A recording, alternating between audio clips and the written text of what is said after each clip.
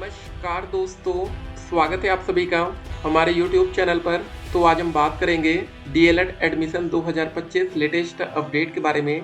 तो आज हमारी तारीख हो चुकी है 10 नवंबर 2025। आज की ब्रेकिंग न्यूज हम इस वीडियो में देखने वाले हैं। जी हाँ, आज से दोस्तों हमारा सोमवार का दिन शुरू हो रहा है। तो अब आपके मन में सवाल होगा कि भाई क्या होने वाला है। जी हाँ, टीईटी देश भर से 2 लाख शिक्षक करेंगे दिल्ली कूच। देख सकते हैं ये दोस्तों वो टीचर हैं जिनकी नौकरी पहले से लग चुकी है और उस समय टेट का एग्जाम नहीं होता था। बिना टेट के भी मतलब आप टीचर बन सकते थे। ठीक है, जो भी आधार रहा हो। टीईटी अनिवार्यता के खिलाफ कूच की तैयारी। 5 और 11 दिसंबर को दिल्ली में एकजुट होकर दिखाएंगे ताकत। छात्रा ने जज से पूछा, सुना है कोर्ट में पैसा ज्यादा चलता है।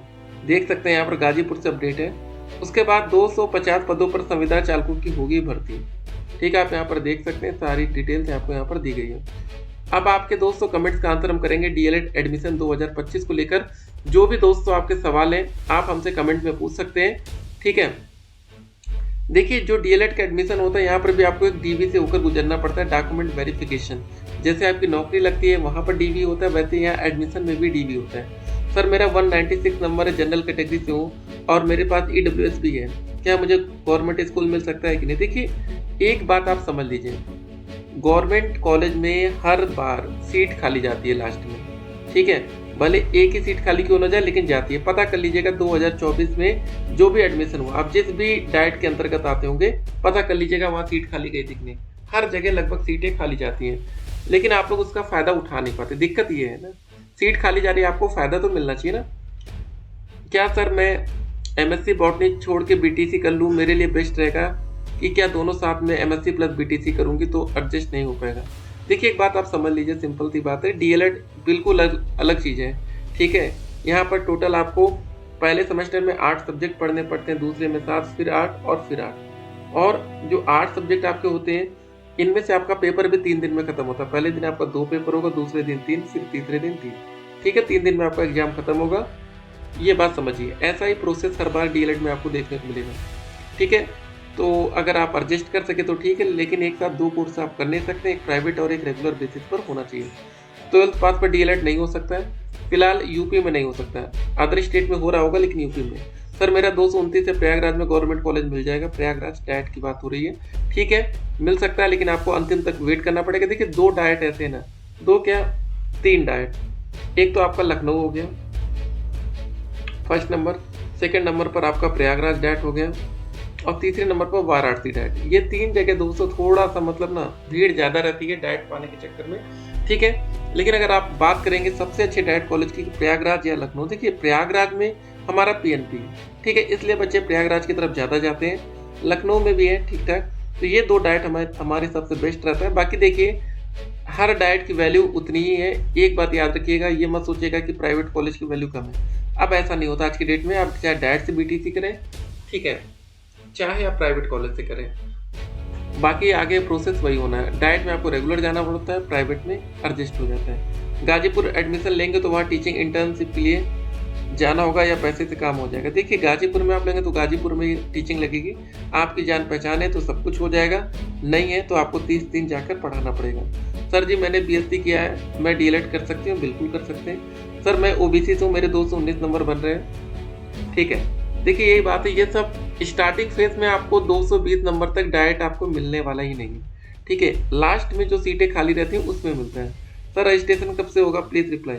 देखिए पीएनपी ने प्रस्ताव शासन तक पहुंचा दिया है, जहां जैसे वहां से अप्रूवल आता है उसके बाद प्रोसेस शुरू होगा। सर मेरा 221 का निवास प्रमाण पत्र है। देखिए इतना पुराना रहा है, 1 साल तक रहे तो ठीक है, नहीं तो आप लोग नया बनवा के रखिए, बेहतर होता है, क्योंकि आपको जाति प्रमाण पत्र भी बनवाना होगा। सर बताइए मेरा एडमिशन होगा या नहीं चंदौली कॉलेज में। ठीक है, क्वेश्चन क्या है आपका। ठीक है, देखते हैं, बिल्कुल होगा। सर ऐसा सुना है कि यूपी में गवर्नमेंट ने सरकारी स्कूल बंद करने के लिए आदेश दिया था, क्या बीटीसी करना सही। देखिए आने वाले टाइम में क्या होगा भगवान जाने, लेकिन एक बात याद रखिएगा, कभी भी स्कूल पूरी तरीके से बंद नहीं होगा। ठीक है भाई, हर बच्चा आगे आने वाले टाइम में भी तो पढ़ाई करेगा ना।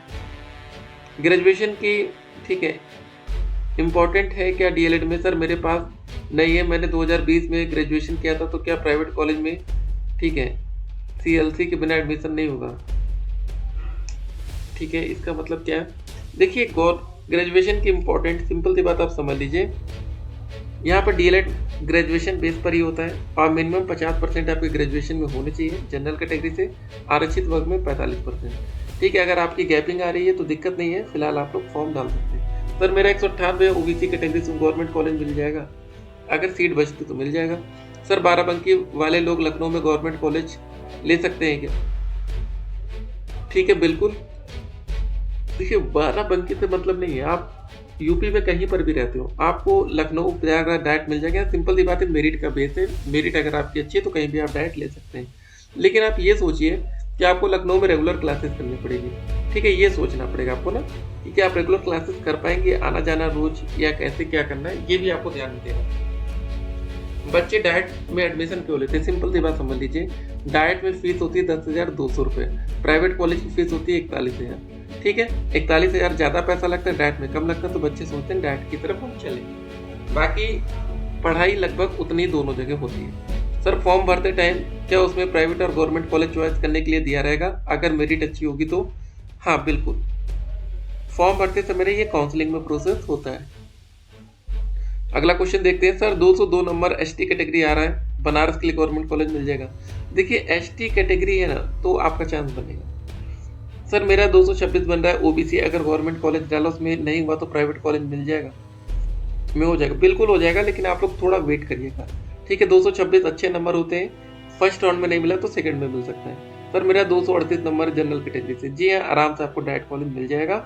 एक और बात, अगर आपके पास ईडब्ल्यूएस है तो और अच्छा रहेगा। सर मेरा ग्रेजुएशन अप्रैल में हो जाएगा तो एडमिशन हो जाएगा? नहीं, पहले आपका ग्रेजुएशन कंप्लीट होना चाहिए, उसके बाद डीएलएड में आप एडमिशन ले सकते हैं।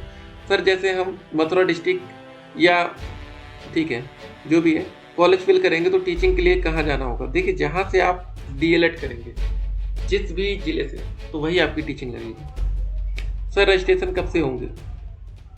ठीक है, आने दीजिए सरकार का अप्रूवल। सर क्या जिस कॉलेज में एडमिशन फॉर्म भरेंगे तो वो कॉलेज प्राइवेट होगा कि मेरिट के आधार पर गवर्नमेंट कॉलेज मिलेगा? सारा प्रोसेस ऑनलाइन होगा, आपको बताएंगे, पहले फॉर्म आने दीजिए। सर मेरे 2 साल का गैप हो गया है।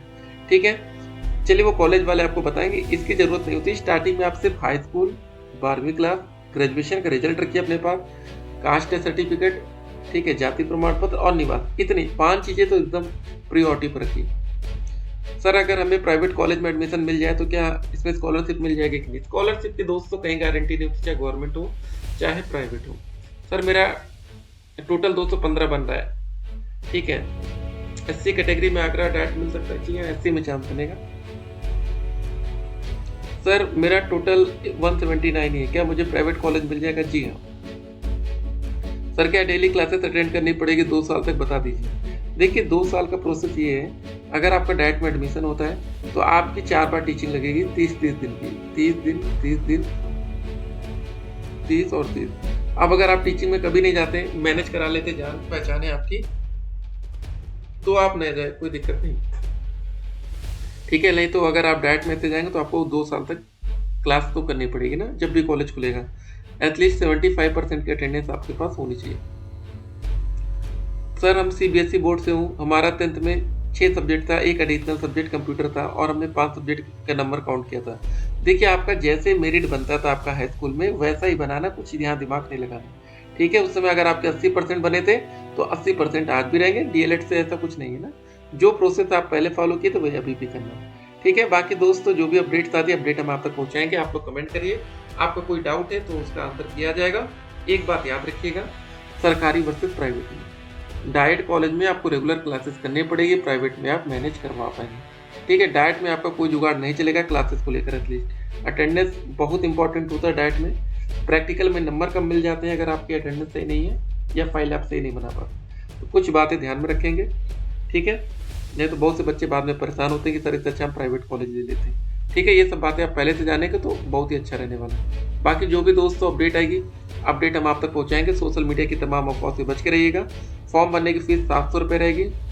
ठीक है, SC ST में 500 रुपये रहेगी, जनरल OBC में 700 है और फिजिकल हैंडीकैप में 200 थी। एज लिमिट मिनिमम 18 साल आपकी उम्र होनी चाहिए। मैक्सिमम देखते हैं क्या रखते हैं, 35 से 40 साल, ये मान के चलिए। ठीक है, बाकी यूपी टेट और सीटेट का जो एग्जाम आ रहा है आप तभी अप्लाई कर पाएंगे जब आपका डीएलएड में एडमिशन हो जाएगा। फिर मिलते हैं, स्टे कनेक्टेड।